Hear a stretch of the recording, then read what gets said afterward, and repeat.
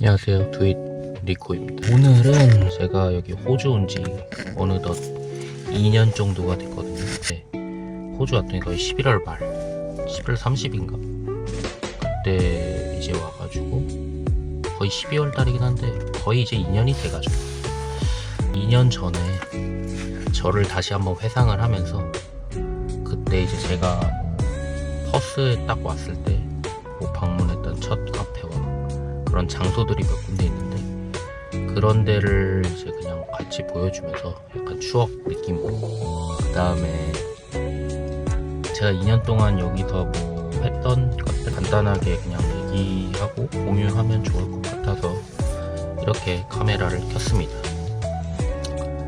사실 저는 시드니를 먼저 갔다가 그냥 놀러 겸사겸사 이제 거기 친구도 살고 있어가지고 만나고 그다음 한 일주일 정도 거기 있다가 다음에 퍼스로 넘어갔습니다. 일단은 한번 카페를 먼저 보여드릴게요. 제가 맨 처음에 온 그 카페가 여기였습니다. 여기도 사는 친구가 있는데 그 친구가 이제 차로 뭐 픽업해주고 그런 좋은 기억이 있는 것 같습니다. 그래서 아마 자리는 아마 이 정도 어디에 앉았던 것 같은데 일단은 커피 좀 주고 한번 하겠습니다. 저는 여기에서 커피를 마셨던 그 기억이 있는 것 같아요. 지금 장소를 좀 이동해가지고 여기 버스 도착해 묵었던 방이거든요. 근데 보통 이제 많은 분들이 월 오시면은 보통 호스텔을 많이 가잖아요. 중장기가 됐던 방을 구할 때까지 이제 호스텔을 많이 이용하는데 저는 본의 아니게 호스텔은 이용 안 하고 그냥 하루 정도 뭐 그때 당시에 예약했던 것 중에 가장 쌌었던 것 같아요. 이 그 베이스워터 호텔이라고 하는데 사실 막 호텔까지는 아니고요. 그냥 모텔인데 뭐 호텔로 돼 있네요. 여기서 제가 1박을 했던 기억이 있습니다. 근데 지금 이렇게 주차장 공간하고 이런 게 보면은 그때 당시에는 여기 막 이렇게 공사를 다 하고 있어가지고 사실 이런 공간이 없었는데 많이 달라진 것 같아요. 그렇게 오랜만에 와서 2년 전에 있던 그런 장소를 보니까 조금 감회가 좀 남다르긴 하네요. 이게 아무리 생활을 해도 내가 이제 맘먹고 오지 않는 이상은 사실 쉽게 오지는 않는 것 같아요. 그래서 여기 바로 옆에 공원이 있는데 좀 조용한 것 같아가지고 자세한 저의 스토리텔링을 이 공원에서 한번 해보면 어떨까 싶습니다.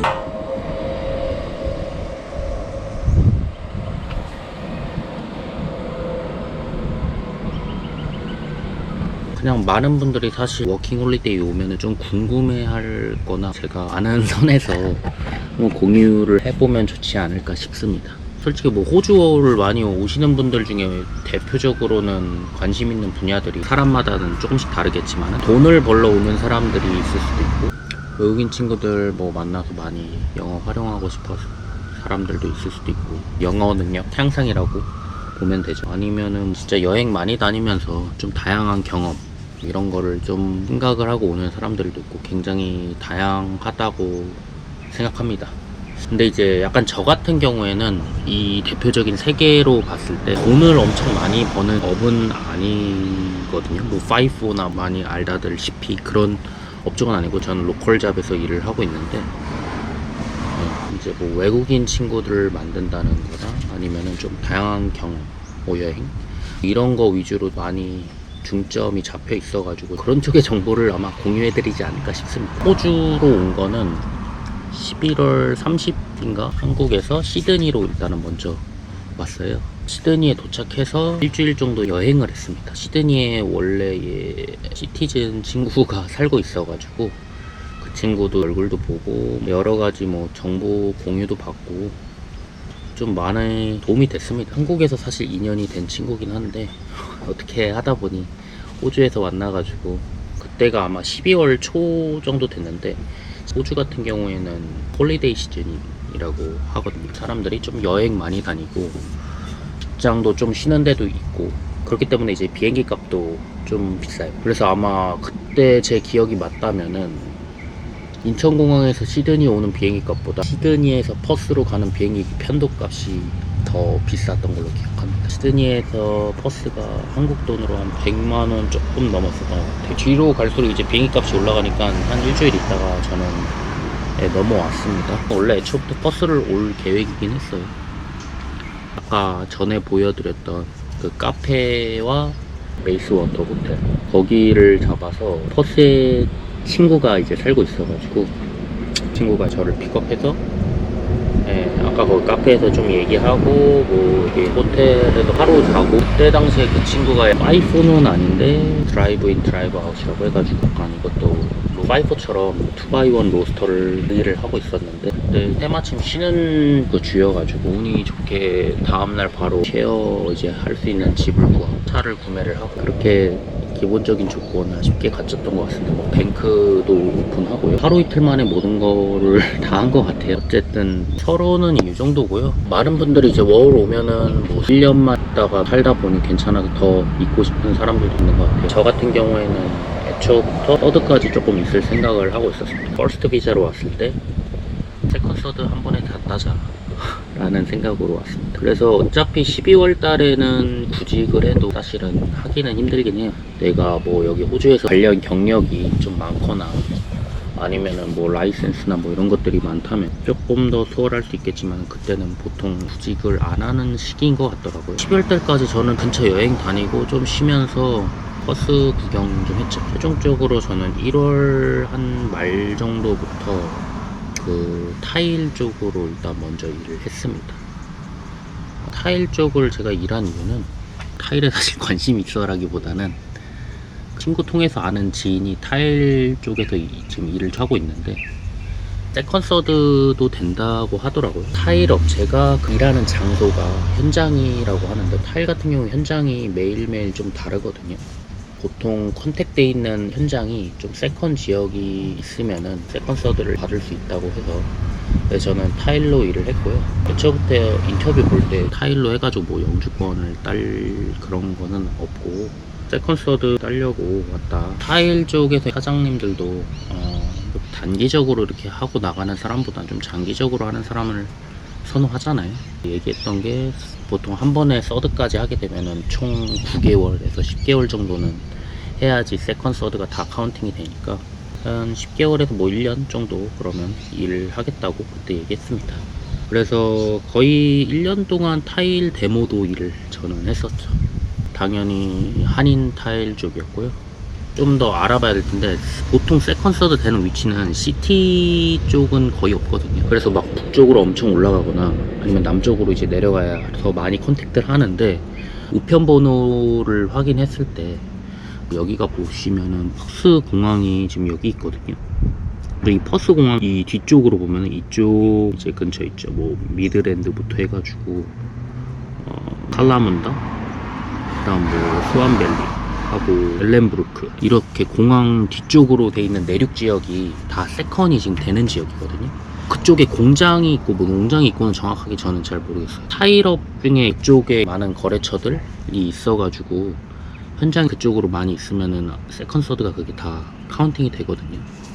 타일 사장님들은 이런 부분에 대해서 뭐 자세하게는 잘 모르는 것 같아요. 타일 업체 만약 하시게 되면은 혹시 현장의 위치가 어디인지 그런 거는 인터뷰 볼 때 서로 커뮤니케이션 하는 게 좋을 것 같아요. 만약 세컨 서드로 타일을 접하신다고 하시면, 저는 개인적으로 시티 라이프를 좀 선호하는 사람이기에 이제 퇴근하고 와가지고 뭐 좀 시티에 또 즐기고 그 내륙 지역 그쪽으로 출퇴근하고 하는 거에 대해서는 뭐 만족스러웠습니다. 아마 지금은 또 어떻게 바뀌었는지 모르겠는데 이런 거는 항상 이제 홈페이지 들어가서 한번 해보시는 것을 추천하고 있습니다. 타일 데모도 뭐 쉽지는 않아요. 사실 힘든 일이기도 하고 제가 거의 11개월 정도 했었던 것 같아요. 더 궁금한 부분이 있으면은 혹시 원하시면은 물어보시면은 더 자세하게 공유를 해드릴게요. 타일에 대해서. 타일이 끝나고 나서 다른 업종을 구직을 하고 있었는데 아는 친구를 통해서 소개로 해서 좀 들어갔거든요. 원래는 크게 관심이 없었어요. 하이리스크 라이센스도 뭐 여러가지 따고 준비해가지고 하려고 했었는데, 회사도 사람을 뽑고 가벼운 마음으로 인터뷰하러 갔습니다. 뭐 인터뷰하러 간 줄 알았는데 그날 바로 계약서를 쓰더라고요. 어떻게 하다 보니 취직을 하게 됐어요. 지금 일하고 있는 데나 보통 어떤 일을 하냐면은 선박 유지 보수 일도 하고 있고요. 선박에 들어가다 보면은 탱크들이 엄청 많거든요. 뭐 기름 탱크도 있고 밸런스 탱크, 프레쉬 워터 탱크, 뭐 다양한 탱크인데 그런 탱크 안에 이제 클리닝 해주는 일 겸 일반적인 탱크들 안에 이제 클리닝 해주는 그런 일들을 하고 있습니다. 계약이 풀타임으로 되어 있어요. 보통 이제 호주에서는 풀타임하고 뭐 캐주얼 이렇게 두 가지로 이렇게 나눠지는데, 크게는 캐주얼 같은 경우에는 기본적으로 시급이 높은 대신에 일을 안 하면은 이제 돈을 못 받는 그런 구조죠. 한국으로 치면 뭐 비정규직이거나 대신에 기본적으로 25% 로딩이 붙어서 시급이 높습니다. 저는 풀타임이어서 뭐 만족해요. 왜냐면은 오버타임이나 그 주말에 일하게 되면은 뭐 1.5, 2배 이렇게도 나오고, 그 다음에 지금 제가 일하는 이 회사 같은 경우에는 저희가 이제 탱크 청소를 하면은 1시간마다 이제 10불씩 그것도 쳐주기 때문에 그냥 그런 데서 소소하게 돈도 그렇게 받을 수가 있고요. 식리브라던가 애뉴얼 리브 같은 것도 있고, 아프면은 그때 식리브 쓰면은 내가 쉬어도 하루 나의 페이를 받을 수 있으니까 그런 거는 굉장히 좋은 것 같습니다. 애뉴얼 리브를 쓰면은 애뉴얼 리브 그 로딩이 또 나와요. 최근에 페이슬립을 봤을 때 아마 20%였나? 이거는 모든 회사가 다 그런 건 아닌 것 같아요. 이게 어떤 식으로 계약을 회사랑 하느냐에 따라서 달라지는 것 같더라고요. 17.5%네요. 예를 들어서 하루에 대한 300불을 번다면 거기에 17.5%를 더해서 애뉴얼 리브를 쓰면 주는 것 같아요. 네. 알다시피 워킹 홀리데이 비자 같은 경우에는 한 회사에서 최대 6개월까지 밖에 일을 못 하는데, 저는 여기 회사에서 1월에 시작했으니까 8월까지 일하면 딱 6개월 됐거든요. 근데 지금 11월인데도 불구하고 여기 회사에서 이제 일을 할 수 있는 이유는 회사에서 이제 이민성의 레터를 써줬어요. 그 회사의 그 사업장 주소, 다른 브랜치가 또 있거든요.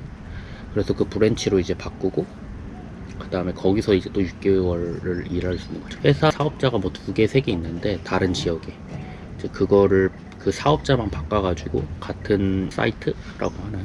그렇게 일을 할 수 있다고 하더라고요. 네. 저도 여기 다니면서 처음 알았던 사실인데, 이거는 좀 회사 쪽에서 이렇게 힘을 써줘야지 가능한 것 같아요. 내가 원해서 한다라기보다는. 그렇게 돼서 뭐 운이 좋게 지금 계속 일을 하고 있습니다. 그래서 내년 1월까지는 여기 회사에서 더 일을 할 수 있습니다. 호주 워킹 홀리데이 라이프를 지금 만족하면서 즐기고 있습니다. 외국인 친구 만들기. 예. 사실 저한테는 이 부분이 생각보다 쉬웠던 것 같아요. 일단은 뭐 제가 그렇게 영어를 엄청 유창하게 잘하지는 않고요. 그냥 기본적인 소통 정도 하고 스몰톡 조금 하는 정도? 조금 딥하게 들어가면 이제 이해 못할 때도 있고 그렇긴 한데, 외국인 친구 제일 쉽게 만나는 거 저는 사실 월 오기 전에 취미생활 한 가지를 가지고 오시는 것을 저는 추천합니다.